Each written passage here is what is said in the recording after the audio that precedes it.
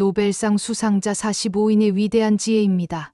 10번째로 독일 태생의 이론물학자로서 역사상 가장 위대한 물리학자 중에 한 명인 아인슈타인의 말하는 위대한 지혜인 성공은 고달픈 노동과 정확한 방법과 과묵한 입입니다.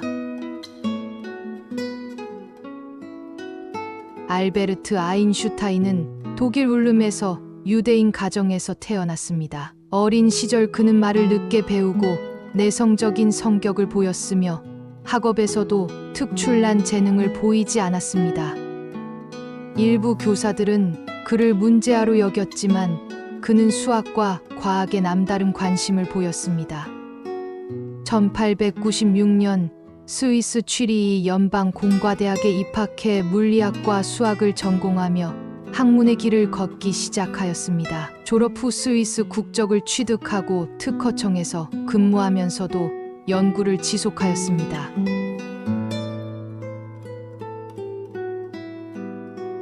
아인슈타인은 어려운 환경에서도 자신의 탐구심을 잃지 않았습니다. 16세 무렵 그는 빛의 속도로 달리면 어떤 일이 벌어질지 고민하며 상대성 이론의 초석을 다졌습니다. 그는 학교 교육 방식에 적응하지 못해 어려움을 겪었지만 독학과 사고 실험을 통해 물리학의 새로운 패러다임을 개척하였습니다. 그가 세계적인 명성을 얻은 후에도 겸손한 태도를 유지한 일화도 유명합니다. 한 번은 연설 요청을 받았을 때 $1000의 사례금을 제안받았으나 그는 내 연설은 그렇게 비싸지 않다며 거절하였습니다. 또한 돈을 잃어버린 적이 있었지만 돈이 있으면 귀찮은 일도 많아진다며 대수롭지 않게 여겼습니다.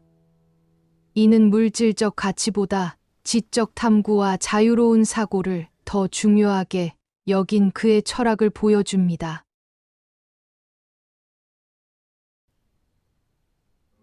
(1905년은) 아인슈타인의 기적의 해로 불립니다. 그는 이 해에 3편의 혁신적인 논문을 발표하며 물리학의 판도를 바꾸었습니다. 광양자설로 빛이 입자로 이루어져 있다는 개념을 제시하며 양자역학의 기초를 마련하였습니다. 브라운 운동 이론으로 미소 입자의 불규칙한 운동을 설명하여 원자의 존재를 증명하는 데 기여하였습니다. 특수 상대성 이론으로 시간과 공간이 절대적이지 않으며 빛의 속도가 변하지 않는다는 혁신적인 개념을 제시하였습니다. 이를 통해 질량과 에너지의 관계를 나타내는 유명한 공식을 발표하였습니다. 이후 1915년에는 일반 상대성 이론을 발표하여 중력이 시간과 공간을 휘게 한다는 개념을 정립하였습니다. 이 이론은 훗날 블랙홀과 중력파 연구에도 큰 영향을 미쳤습니다.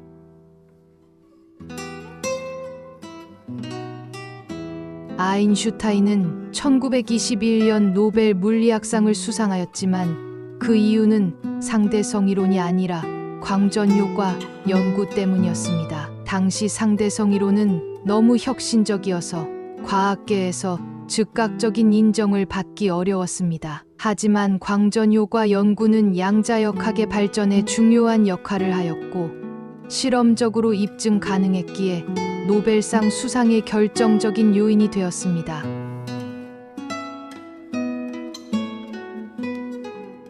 아인슈타인은 단순한 물리학자가 아니라 사색가이자 철학자로서도 많은 통찰을 남겼습니다. 그의 삶과 연구를 통해 다음과 같은 교훈을 얻을 수 있습니다.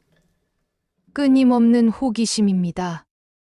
아인슈타인은 나는 특별한 재능이 있는 것이 아니라 단지 매우 호기심이 많을 뿐이다 라고 말하였습니다. 창의적인 사고와 문제 해결 능력은 궁금증에서 시작됩니다. 실패를 두려워하지 않는 태도입니다. 그는 교육 방식에 적응하지 못하고 여러 번 좌절을 겪었지만 이를 극복하고 위대한 업적을 이루었습니다. 겸손과 인류애입니다. 그는 명성과 부를 쫓기보다 학문적 진리를 추구하며 인류의 발전에 기여하는 삶을 살았습니다. 다음은 독창적 사고의 중요성입니다. 기존의 개념을 그대로 받아들이기보다 근본적인 질문을 던지고 새로운 패러다임을 제시하는 것이 중요함을 보여주었습니다. 아인슈타인이 직접 말하는 지혜입니다. 매번 똑같은 행동을 반복하면서 다른 결과를 기대하는 것은 미친 짓이다. 너의 무지를 절대 과소평가하지 마라. 어제를 통해 배우고 오늘을 통해 살아가고 내일을 통해 희망을 가져라. 중요한 것은 끊임없이 의문을 멈추지 않는 것이다. 인생을 살아가는 길에는 두 가지 길이 있다. 인생에 어떠한 기적도 없다고 생각하고 살아가는 길, 모든 길에 기적이 있다고 생각하며 살아가는 길이 있다.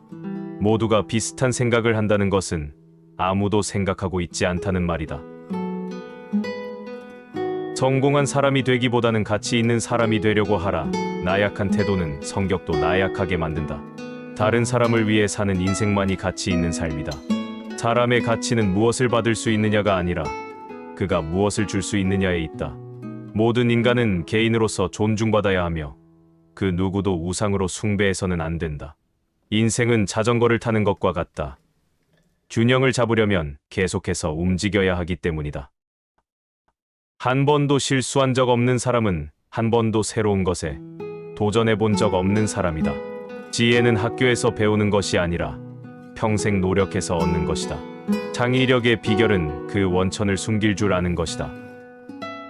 당신의 상상력은 인생의 앞으로 다가올 멋진 일의 예고편과 같다. 만약 여러분의 자녀가 똑똑해지길 바란다면 동화책을 읽어 주어라.